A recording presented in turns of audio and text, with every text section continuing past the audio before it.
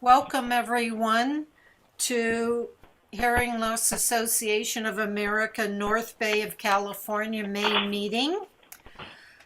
We are located north of San Francisco in Marin and Sonoma counties. I'm Sarah Ozer, president of the chapter. Tawna Cooley is here. She's vice president. And Jim Ozer is here. He's our tech host. Alan Katsouras from the Diablo Valley chapter, and he'll be editing and uploading the meeting to the YouTube site for the HLAA California. Thank you, Alan, for doing that. Being together at this meeting is a way of supporting our cause to better the lives of people with hearing loss. If you'd like, please put the city, state, or HLAA chapter you're from in the chat so that we can get to know each other better.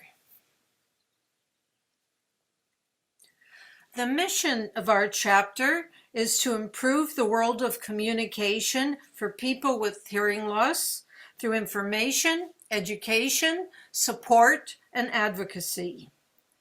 Today, we have a presentation followed by a Q&A. After the Q&A, Tawna and I will have some announcements. And after that, stay in the meeting if you'd like to socialize or have an announcement. So, why is my video stopped, Sarah?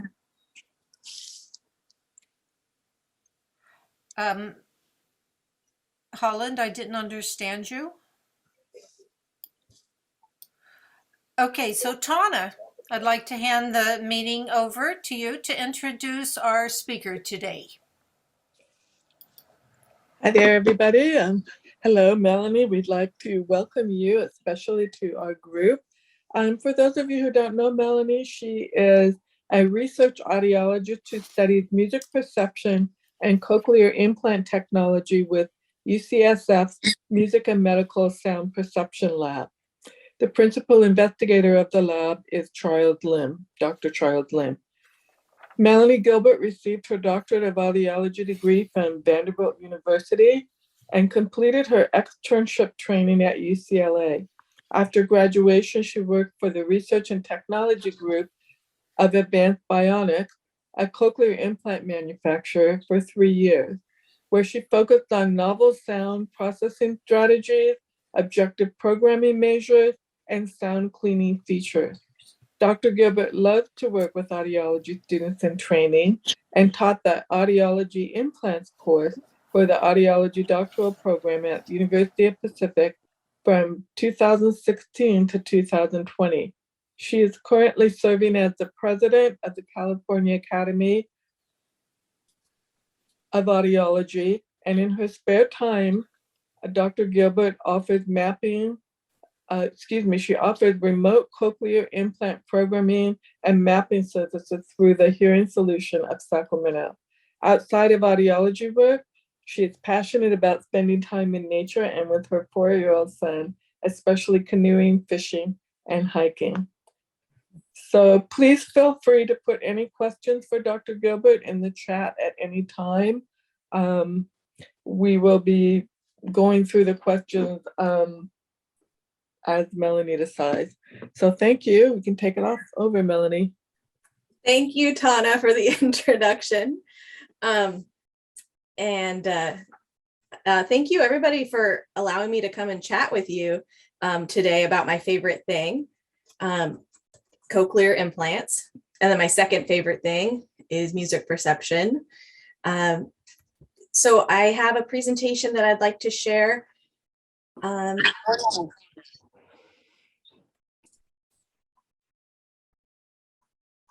Let me see.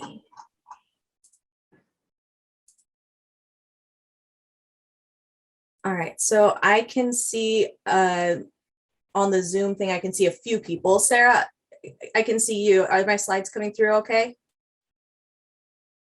It looks good, okay.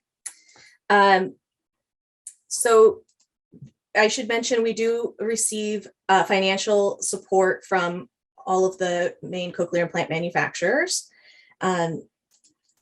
And what I'd like to do today is just tell you a little bit about the lab and the research that I have done in the last couple of years on compression optimization and then custom frequency allocation tables.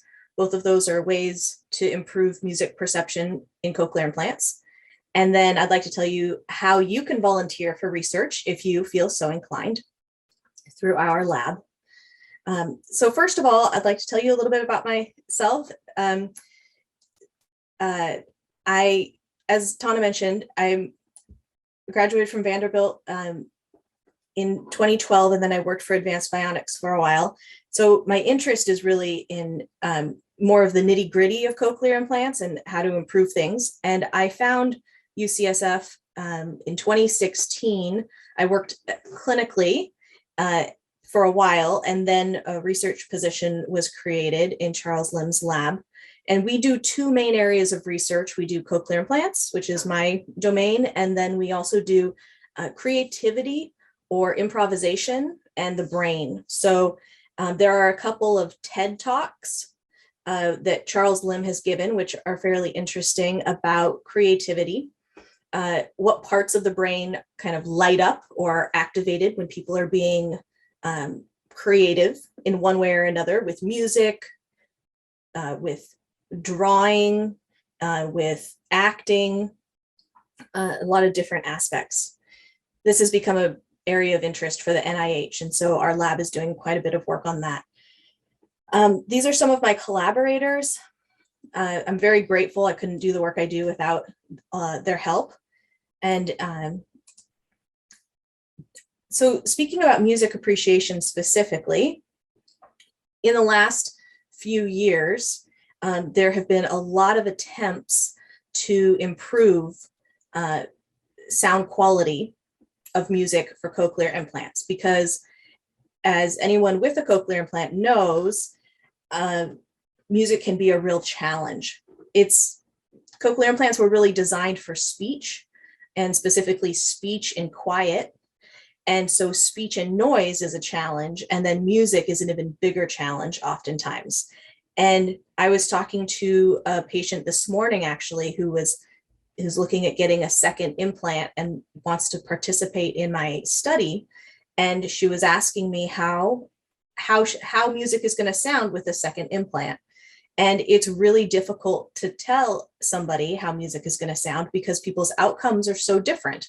So I told her, somewhere on the spectrum of music sounds terrible and I hate it, to music sounds pretty great and I enjoy it. So it's going to be somewhere on that spectrum, and it's really hard to tell.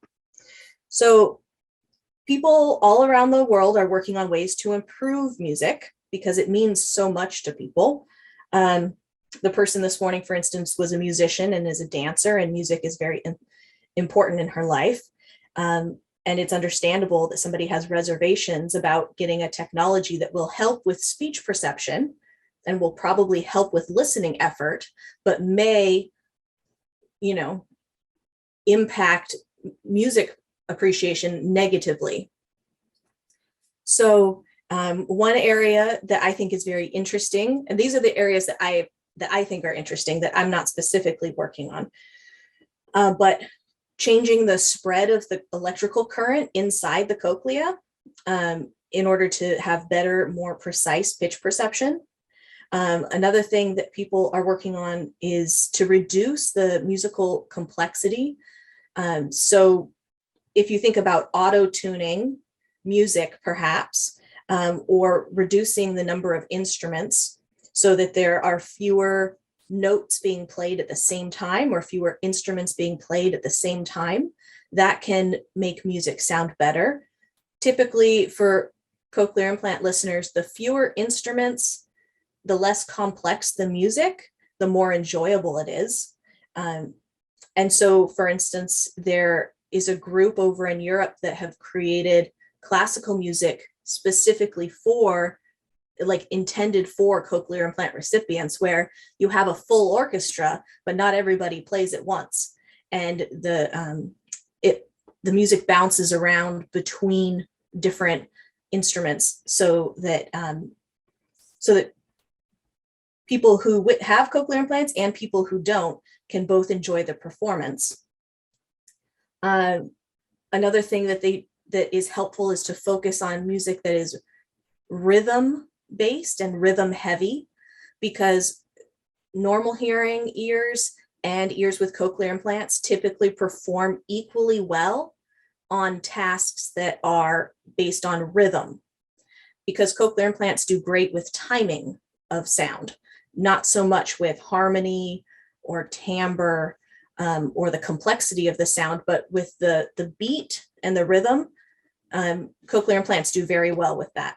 So listening to music that is more rhythm driven can improve sound quality. Another aspect that people are working on is for people who have two cochlear implants, having instruments delivered to different ears. So it's called stereo separation. So if you have maybe a quartet who's playing a piece, and instead of delivering all four instruments to both ears at the same time, that you could engineer the recording so that a couple of the instruments go to one side and a couple of the other instruments go to the other side. That's a way of reducing complexity in the music for the cochlear implant, but still the person still gets all the instruments. And then a fourth way that is being researched right now is offering musical training to cochlear implant users. So a lot of people who have cochlear implants who maybe used to be musicians, they used to play piano or clarinet or whatever, they say, well, now that music doesn't sound good, I stopped playing completely.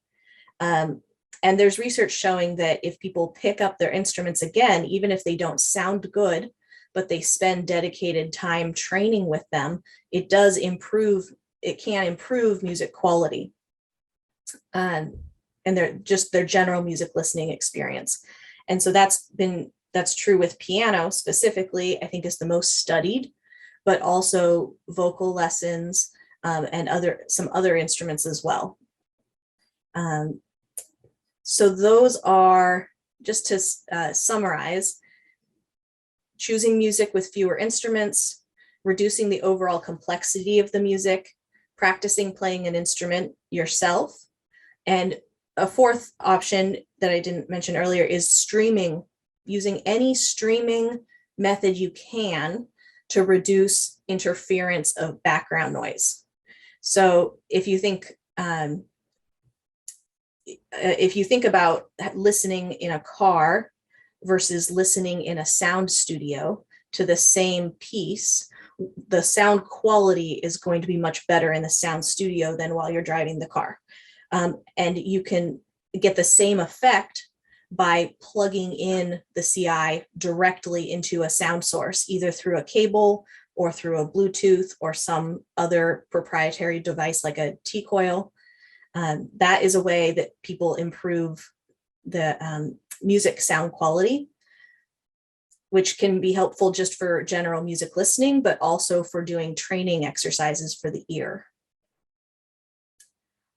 So I'll pause there and ask if there are any questions before moving on to the next section. There's a question here from Lynn Kinsey. How do we find orchestras playing with fewer instruments at one time, specifically for people with CIs? Okay, let me make a little note of that. And actually, I don't know, Tana or Sarah, could you send me that question? Because I can send you the link to the YouTube video that has the performance of that particular piece. It was a research project done by some cochlear implant researchers to author is not the right word, to compose or arrange this particular classical music piece, and then have a big event where a bunch of cochlear implant users came and then filled out a survey afterwards. So I don't know that it's a whole genre, but I can send the link to that particular project if that is interesting. And then if you're looking for just general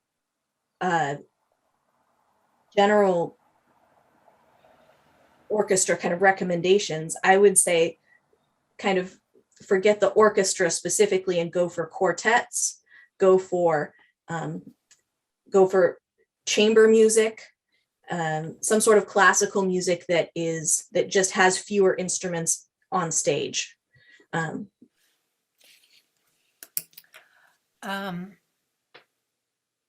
then there's a question here from Rich Osborne. He says, I just renewed my symphony tickets. What I heard you say is that listening to the symphony through my T-coil would be better. Is that correct? I can't guarantee it, but I recommend you try it. I mean, it doesn't hurt to try it. And typically, if you can reduce the ambient noise, and then the sound quality will be better. Because one thing that you're reducing is the reverberation around the room.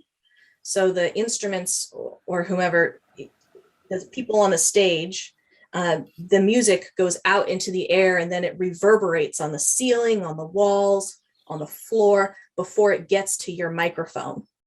And using a T-coil, for instance, cuts that distance down to 0. So it's as though the instruments are, wherever the microphone is that's picking up the instruments, it's going straight from there into the device.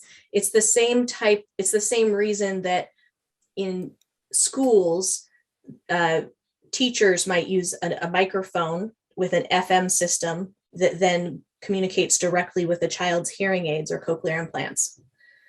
So I would recommend try it with the T-coil and then let us know if you like it better.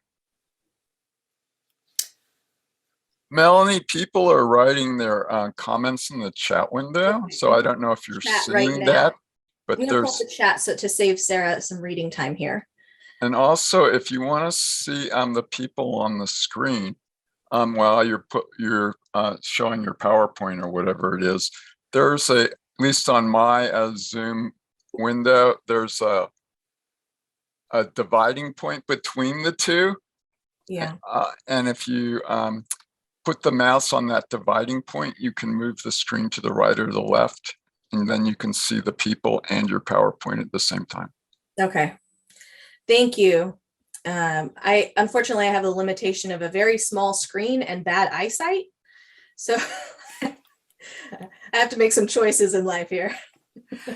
Okay, so this next question, I have 100 dB loss at 1,000. I'm able to sing, play guitar, and sing harmony.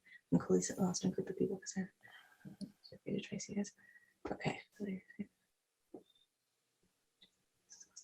Okay, so Jonathan, it sounds like you've got some reservations about trying CIs, and that's totally understandable because it's not something you can then try and then decide not to do once you've tried it. I don't know, perhaps that conversation might be better to take offline after the rest of the presentation, unless there is a specific question that you want me to address. Okay, so I'm going to keep moving with the presentation, and then I'll check back in after the next little section for more questions on the chat. So over the past few years, there have been two main areas of research that I've worked on. One is compression optimization, and the other is custom frequency allocation tables. So the first has to do with volume and loudness. And so if you have hearing aids or cochlear implants, then your devices are using automatic gain control for sure. So that basically means if up here that is a jet engine at 120 dB, and down here is a slight soft tapping at 10 to 20 dB, the human ear, the normal hearing human ear can distinguish at least 100 to 200 individual steps from the softest sound to the very loudest sound that we can tolerate. So it's a big range, and we have lots of little discriminable steps. But a cochlear implant, for instance, you don't have that kind of range. You have a small range to work with. So you have to take the big range, chop off the top, chop off the bottom, and then you take the part that's most important. So from maybe say 30 dB to 80 dB, and squish it, squeeze it, compress it into a narrow window that then is used by the CI. Or is used by the CI. Hearing aids have a little bit more flexibility. So the limitation then is, what about music where it's like a Beethoven symphony where there's very soft parts and then there's very loud parts, and the change in volume provides you with suspense or excitement. Music can communicate a lot through volume. And what is the limitation that cochlear implant users have based on this volume limit, the volume compression? So we investigated kind of the effect of these things, and then how we can adjust the settings to improve the music perception. So identifying the optimum compression settings.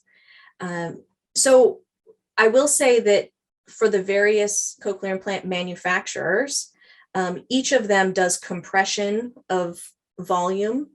I'm saying volume in audiology land, we just say intensity in decibels, but volume makes more sense, I think.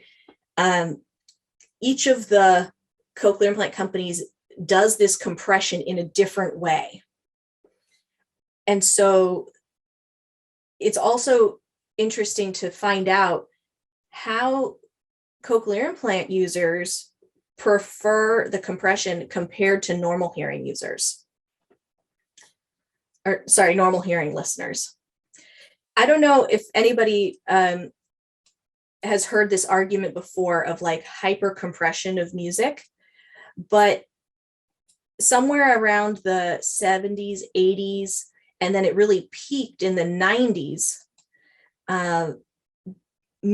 commercial music became very, very compressed and amped up. If you listen to music from the 70s, for instance, like you will hear much more variation in loudness from soft to loud parts of a song.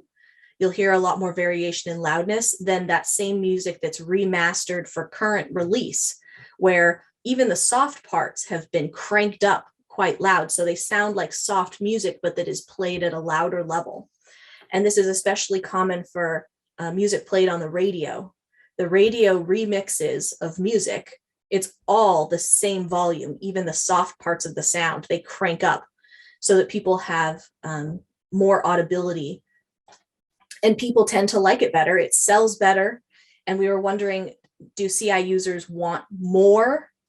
Like these are input-output functions, kind of demonstrating the x-axis on both of these is the input level of the sound, and the y-axis on both is the output level of sound.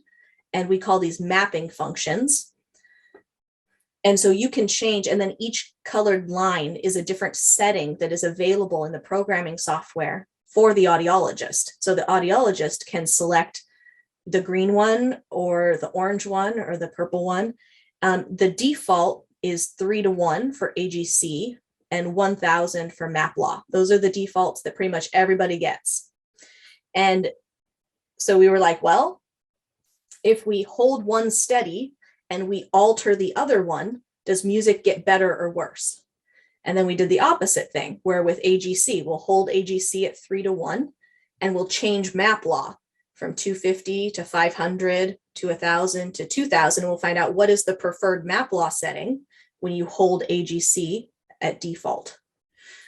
So this was, we listened to 25 clips from 25 songs, commercially available songs, and asked people to rate the sound quality for various maplaws, and then in a second experiment for various AGC settings. And both of these are just a way of transmitting loudness to the cochlear implant. So this is some of the data. This is the group data.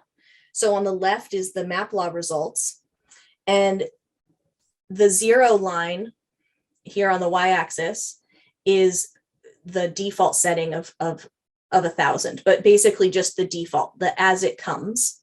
And then above towards the higher end of the y-axis is sound quality is better, and towards the lower end is sound quality is worse. And so the blue represents using a lower maplaw, and the red represents using a higher maplaw. So just in general, you can see that for this group of people with this type of music, a higher maplaw resulted in better sound quality, and a lower maplaw resulted in poorer sound quality. Interestingly, over on the right-hand side for the AGC, the lower AGC, which is the orange, was no different from the default. Those things are not different. But then the higher AGC setting, actually, people reported that it sounded better. So going back to this, on both of these graphs, the higher line for the input-output function sounded better to people on the whole. This is similar to the normal hearing people preferring having commercial music cranked up. So the feedback that I got were things like, with this particular setting, the higher compression level settings, the music seems to pop more, or I can hear those softer instruments that I couldn't hear before. So it improved audibility, and people generally liked it. I do like to include the individual data also. So for this one, along the x-axis, each of these pairs of columns is a particular person. So 1R is patient number 1, their right ear, and they liked the lower maplaw better. And so patient number 4, they had a right ear and a left ear in the study. And for their right ear, they liked a lower maplaw better. And for their left ear, they liked the higher maplaw better. So what this tells me is that there's so much individual variability that even though we see an average performance boost here, really people should try different settings and see what works for them. That's my takeaway from this, which is it seems like cochlear implant users like more compression, but every ear is different. Okay, so I will pause here and check for questions. If you have a question, now is the time to type it into the chat. And then Sarah, can you give me just it's 4:30 and we started at 4. What time did you want me to wrap up? Was it 5 or was it 4:45?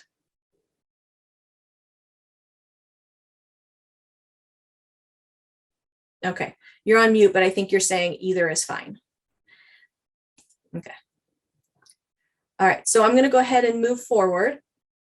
So this was the first study, and I will say it looks like Rich said that it's nice to understand what the problem is with music, and I will say that, alas, there are many problems with music, but this is one. This is one aspect. And so this next one that we looked at, which I've been working on this custom frequency allocation project since I started at UCSF in 2016. So 6 years now. And we just started a new phase of the study that I'm going to be recruiting for quite hard in about 10 minutes. So prepare yourselves. But this has to do with, before we were talking about the loudness of sound, kind of in vertical, like the very loudest sound and the very softest sound. And this project uses some CT, like computed tomography, like an MRI, but a CT, one of those imaging techniques. It takes a scan. We do a scan of the ear with the cochlear implant in it. And flat panel just means it's a type of CT scan that is very detailed. And then we use that to base the person's mapping so that it's custom for each individual. So similar to what I was saying earlier about loudness, frequency, and we were talking about frequency, but I'll just say pitch for simplicity. If you think about the lowest pitch that you can hear and the highest pitch that you can hear, what of that pitch range is important? So a cochlear implant is not able to communicate the whole 20 hertz to 20,000 hertz. It can't do it. It has limitations from a microphone side of things, and it has limitations from the circuitry. So each cochlear implant company did research and decided, okay, this in the middle is the section that we're going to work with. And it's basically the part that's most important for speech. And if you've ever, looked at your audiogram, the audiogram typically goes from 250 to 8,000 hertz. And that's because audiologists care about what section is most important for speech. And cochlear implants basically use that. So the blue was Advanced Bionics. They now go down to 125. The yellow is Cochlear Corp and the red is Med-El. So they're all basically the same in terms of, in my opinion, this is all pretty much the same in terms of what they decided to cut out. So we're ignoring anything above about 8,000, 9,000 hertz. We're ignoring everything below about 100 hertz, and we're just focusing on that middle bit. That's not bad. It's a very reasonable strategy. The problem that we're facing is that how do you divide this up? Let's say that you have 12 electrodes on your electrode array. So you need to divide up this whole band into 12 chunks. Or for Cochlear Corp, you have 22 electrodes. You need to divide up this whole yellow band into 22 chunks. Or for Advanced Bionics, divided up into 16 chunks, something like that. So if you took the piano and then you had to divide the piano into individual channels, those are not customized based on the person. But we know that every insertion is different. So every ear, the cochlear duct length, which means like how many turns around your cochlea has, and also the distance measurement. Is it 40 millimeters? Is it 35 millimeters? That makes a huge difference in your pitch perception. Also, people use different lengths of electrode arrays. So all of the ones that are pictured here are the same electrode array, but they're in 4 different cochleae. And so you can see the orange dot is the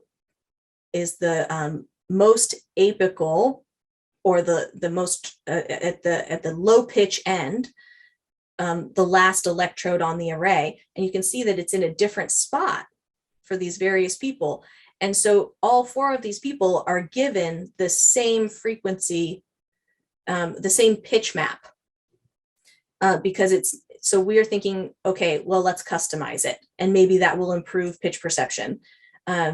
Charles Lim, my supervisor, he likes to refer to it as trying to tune the cochlea.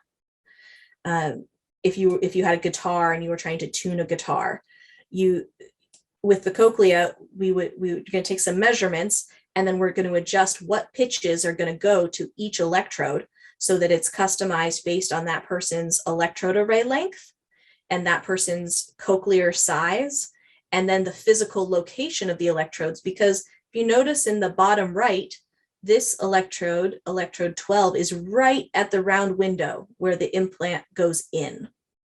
But if you look at the top left, this electrode here is in a couple of millimeters. So even the same electrode array, the same surgeon, the same human, their ears might have different electrode depths. And so the pitch for a bilateral cochlear implant listener, the pitches might not match from ear to ear. Oftentimes the brain will take care of that for you, and the brain will grab the sound from one side, take the sound from the other side, and fuse them into one pitch, because brains are amazing in what they can do. But that doesn't happen for everybody. I have, for instance, one patient who has 2 CIs, and she grew up in a very musical family. She is able to, before she lost her hearing, she was able to listen to, a band and hear all of the different instruments at the same time, kind of like a conductor can. And I can't do that. I just hear one wall of sound, but she can hear the different instruments at the same time. And she has this musical training that is pretty awesome. Well, when she got her cochlear implants, they're different depths. The implant array went in deeper on one side than on the other.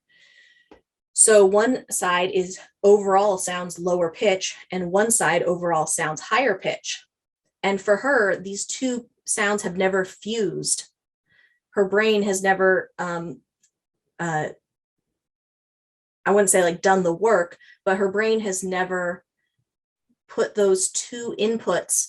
And then, so you can think of if you can whistle a tune or play a pure tone, and she can take her processors and take one off and hear a lower tone, and then put that one on and take the other one off and hear a higher tone. But if I'm playing the same tone, and she can go back and forth, and the same like 1,000 hertz pure tone sounds higher in one ear and lower in the other. And she's been implanted for 5+ years now, 7 years, something like that. So her brain has never brought those two together. And that's true for a lot of bilateral users. Not everybody, most people, the two ears come together to make one pitch. But we did this project with her. And so we mapped both, we gave her custom frequency allocations, custom pitch maps for both ears to match her anatomy. And that helped bring the pitches that she was hearing closer together. We weren't able to match them exactly, but we got them closer together than they were with the default pitch map.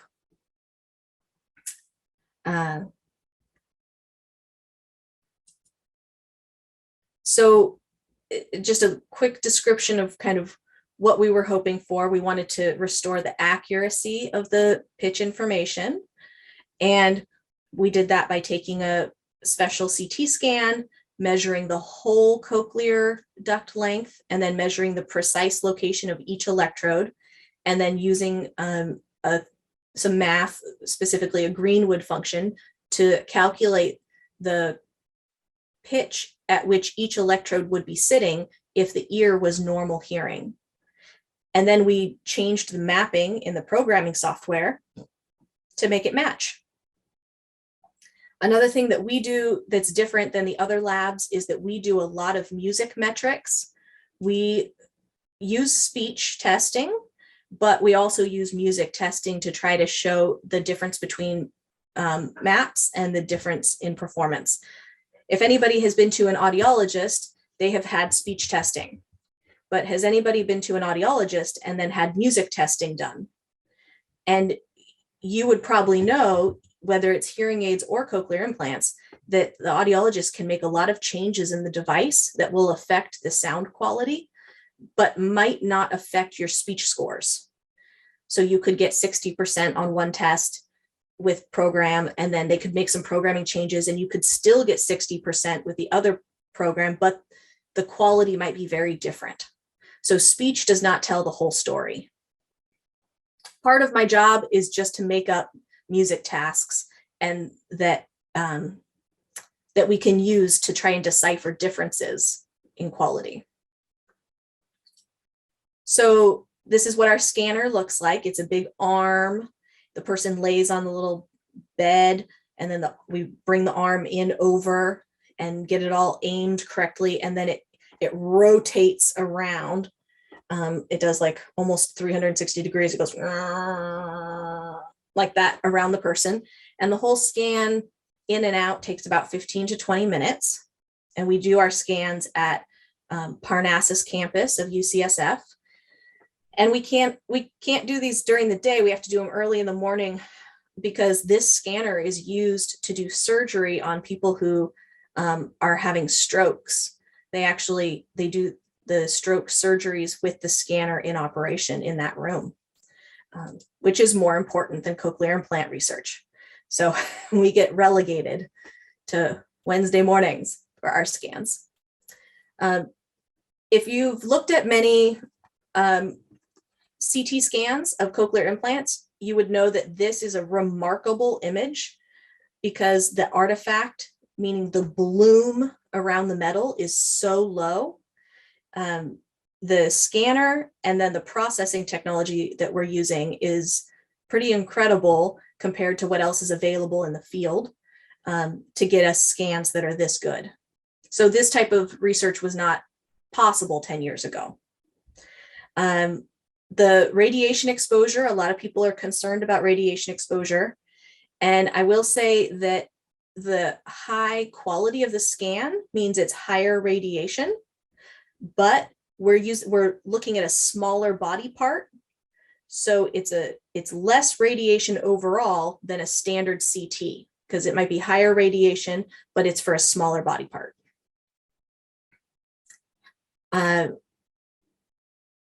And then once I have my scan, I load it into my 3D modeling software.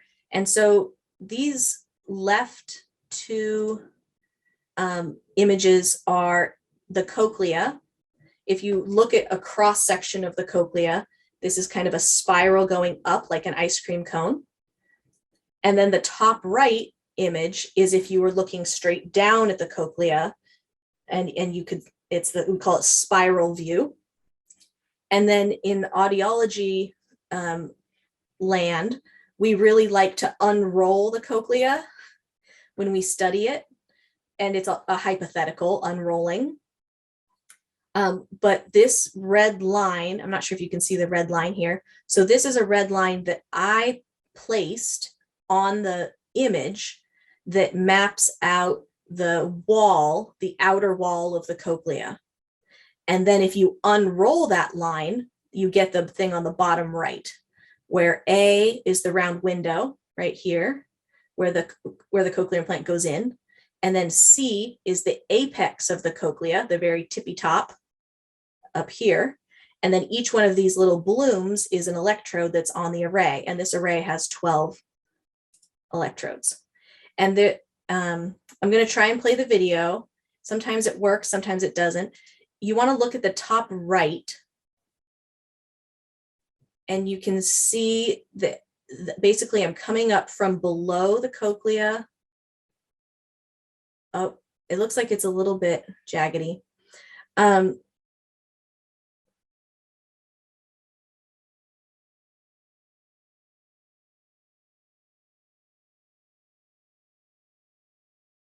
All right.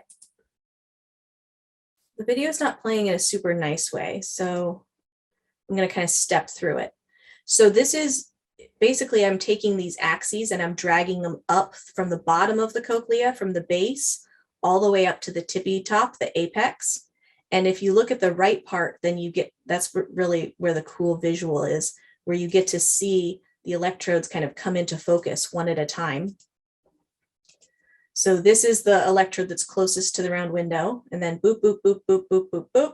These guys are all basically in the same turn of the cochlea. And then as you go up a little bit higher, you're getting into the second turn of the cochlea, and there's about 3 turns, 2.5 to 3 turns. And then this is the last electrode in the array. So that's this B line here.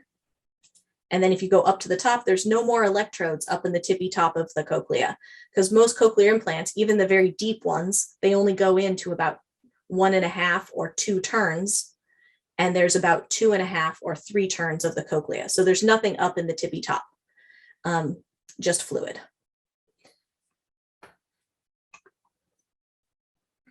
All right, so the main questions that we had were, if we have this information from these super awesome scans, can we actually improve the mapping? This is an open question. And then if we improve it, people might hear a difference and they might say it's better, but then does that show up in any actual testing? Are there clinically relevant improvements? And so the study that we did was having people come in with their clinical baseline. That means just the standard one-size-fits-all map that everybody gets. And then we put them on a CT-based map for 1 month. And then we do a bunch of testing, speech and music testing.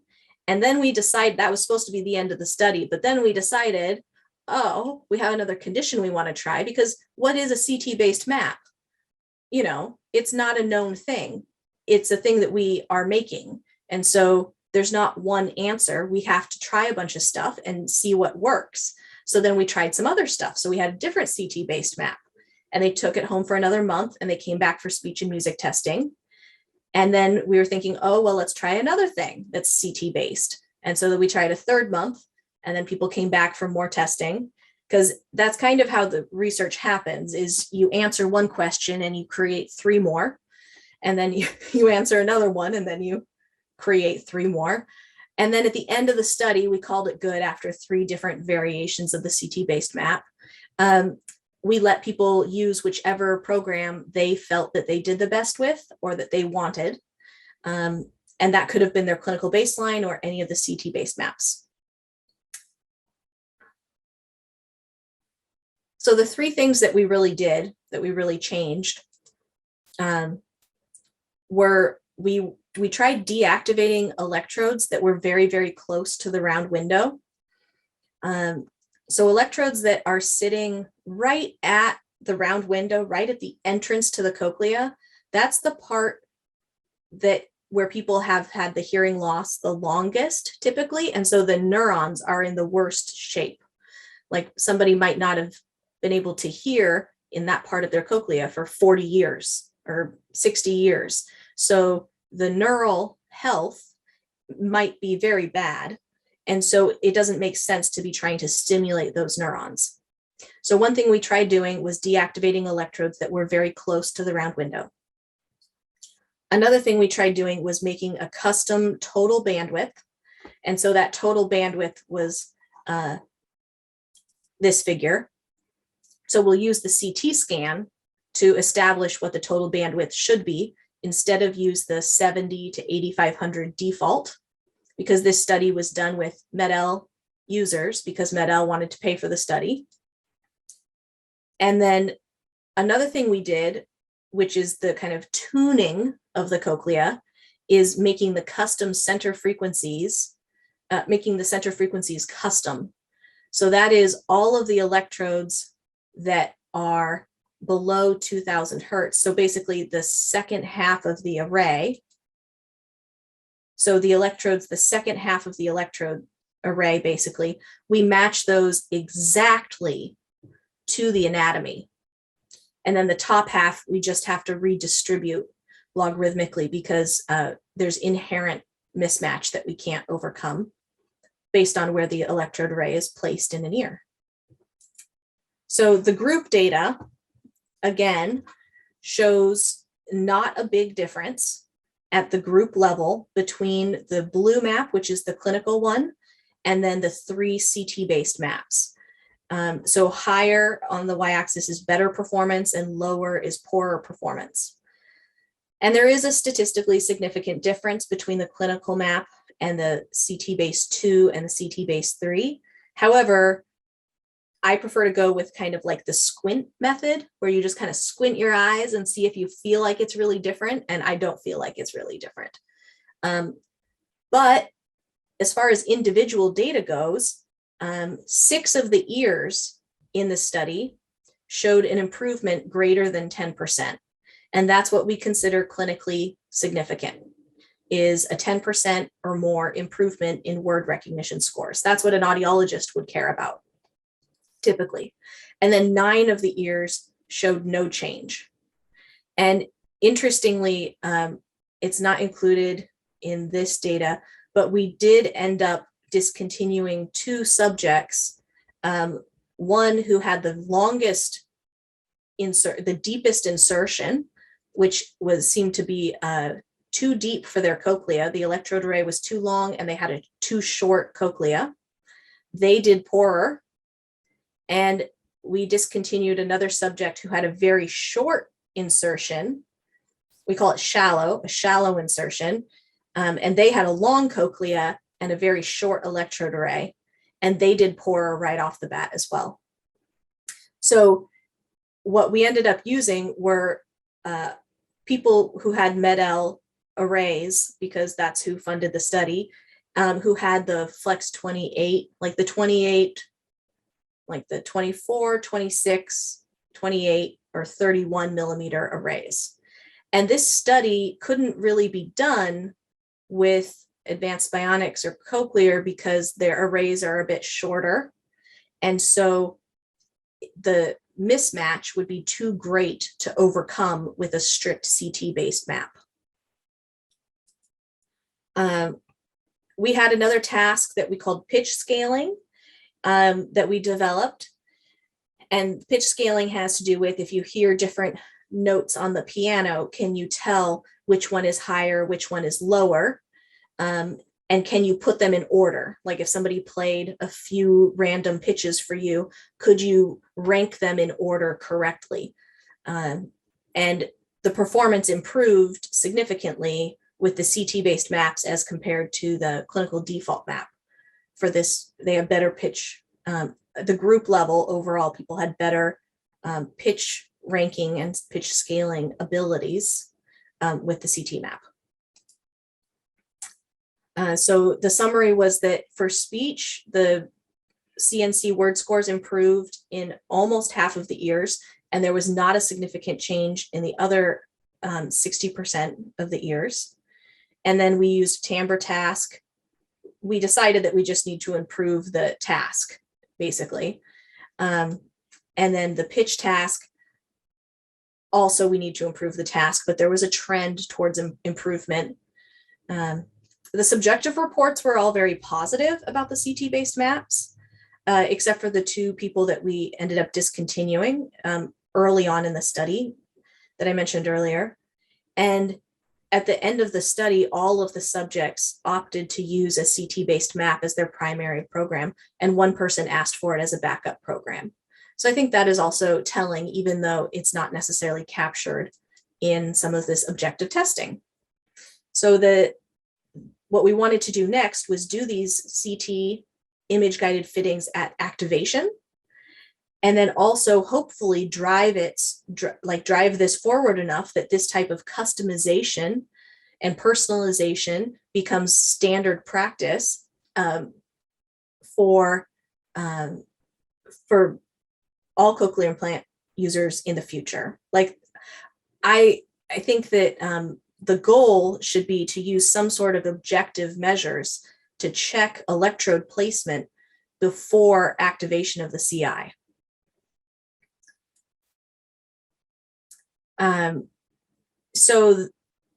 But speaking of this first one, using these device activation, that's the phase that I'm in right now, the study that I'm currently recruiting for, which I'm going to tell you just really briefly about here in just a minute.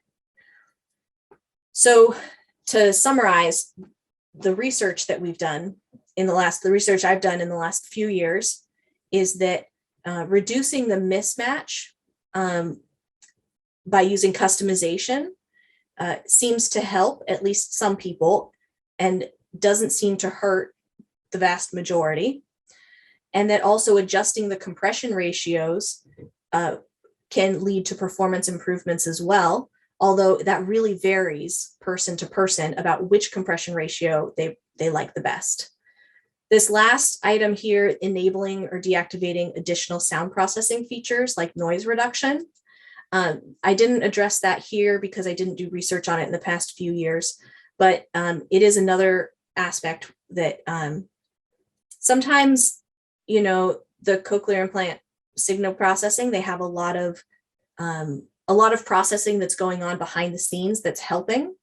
And we learned from hearing aids that sometimes music is better if you turn off all of the bells and whistles. So people might have a music program that has a lot of the other bells and whistles turned off, such as impact noise reduction or wind noise reduction, steady state noise reduction. And those might improve music. But that would need to be like a separate program that people would switch into manually, and then switch out of when they're done listening to music. And some people like having those things enabled. They feel like music sounds better when they have the noise reduction enabled. So that's another thing where I think people should try various things to see what works for them.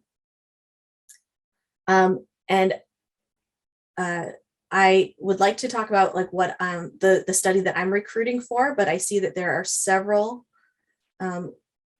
questions in the chat. So I'm going to scan through here real quick.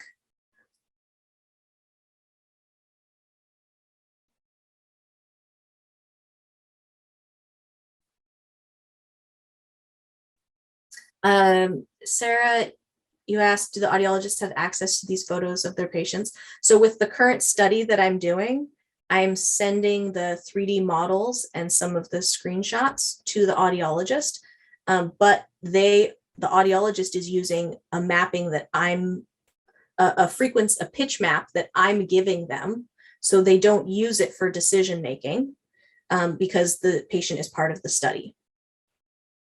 And so in the future, the audiologist, like people not in the study, in the future, if this is, you know, if this proves to be helpful and becomes standard practice, then yes, the audiologist would customize the pitch map for the patients. But that's not done right now. That's not a thing. Okay.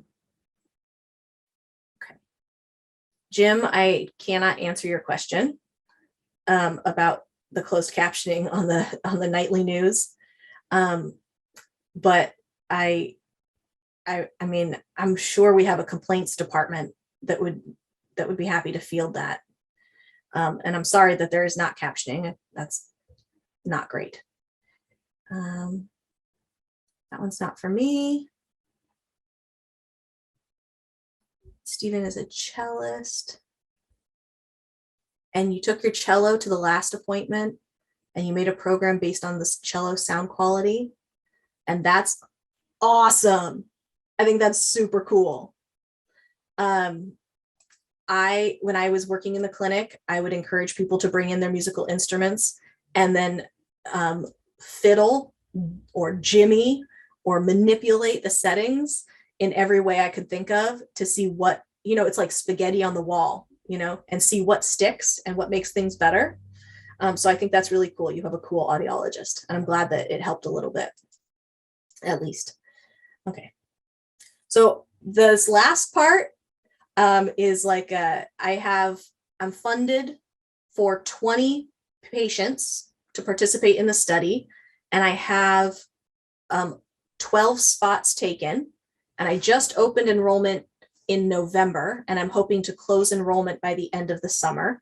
So I'm specifically looking for people who are going to get a cochlear implant in the next few months.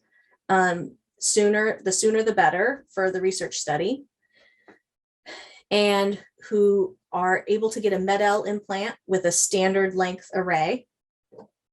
All of the test material is in English, so I'm recruiting fluent English speakers, and then people who are using primarily oral communication.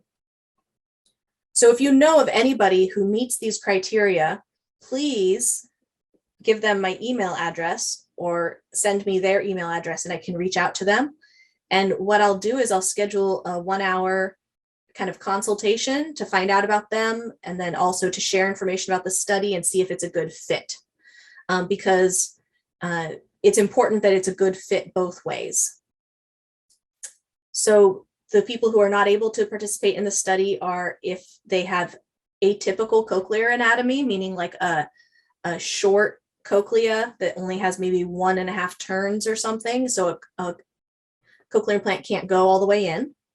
If there's some cognitive impairment that would affect their performance on the tests that we do, and pregnancy specifically because of the CT scan. If they are no longer pregnant when it's time for the CT scan, they can participate in the study. They just can't be pregnant at the time of the scan. So the way that this works is that I try to recruit people as soon as they find out that they're a candidate. I want to tell them about the study so that they know it exists and they know it's an option. And then we do the enrollment before they actually get their device, although a couple of times I've done the enrollment after surgery because they found out about the study after surgery, but before activation. So I was still able to enroll them. The CT scan happens after the implant, but before the activation. And then I do the analysis of the scan and I provide the audiologist with a basis for the mapping. So that then when the person goes in for their activation with their audiologist, they get mapped with a custom map. And then they come in for speech and music testing. And we have 5 time points: 1 month, 3 months, 6 months, 12 months, and 13 months post-activation. People come in for a test session with me. This is in addition to whatever they would do for the clinic schedule. It doesn't reduce what you do with your regular audiologist. It's above and beyond that. And then I also have approval to go to people's homes if they would prefer for these test sessions. So for instance, there are some people who want to participate but are in South Bay, North Bay, East Bay, and they don't want to make the trek in for these. I can go to them, provided they are not a murderer. That's a firm boundary. But otherwise, I'm allowed to go to people's homes. And then switching at 12 months, we switch from the CT-based map to the clinical default map. And then we do that for 1 more month. And then at 13 months, the study is done. So the usage schedule looks like this. For the first year, you use the research map. And then for 1 month, you use the clinical default map, which is what you would have gotten if you were not in the study. And then we can compare, because it takes about 2 weeks to adjust to a frequency allocation table change. Sometimes it can take up to a full month, but usually it's a week or 2. So then after a full month, we do a double test session and we test both maps. And then we test both maps at 12 months. And we have a good, fair comparison of which program the person's going to do better with. And then they can have whichever one they want moving forward. So if you know of anybody who is a CI candidate, who's looking at getting a CI in the next couple of months, please send them to me. I would love to talk to them, even if it doesn't work out. You don't have to explain the whole study to them. I can definitely do that. You just tell them that it's a interesting study and Melanie seems like a really nice person and you should contact her, or let me give her your email and she'll contact you.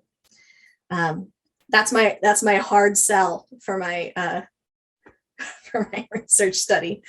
It's very hard to recruit for cochlear implant studies. So any help you can provide would be greatly appreciated. So, all right, so let me see. I finished my screen sharing. And Sarah, Tana, I'll turn it back over to you. And I'm happy to stay on for another 20 minutes or so to field any questions.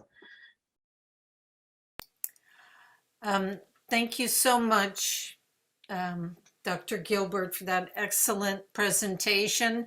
I think you opened up my eyes to different possibilities for programming CIs that, it's going to be customized in the future. I think it's what you're doing. I think that's what you're doing. You know, and it is customized now. It's just not customized in the pitch range, in the pitch domain. So Okay. like it used to be even less customized than it is now. So we're moving in that direction. Okay. And that's, yeah, I'm sure all of us have learned something.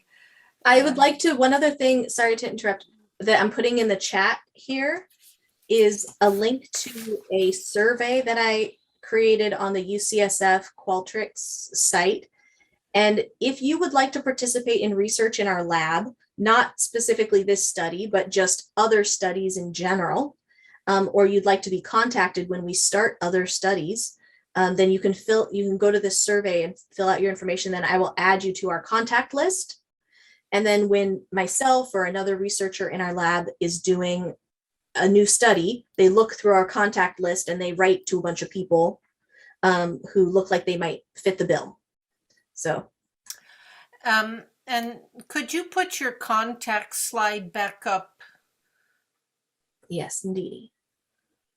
I put my email in the chat, and that's pretty much it. Email is the best way to get a hold of me.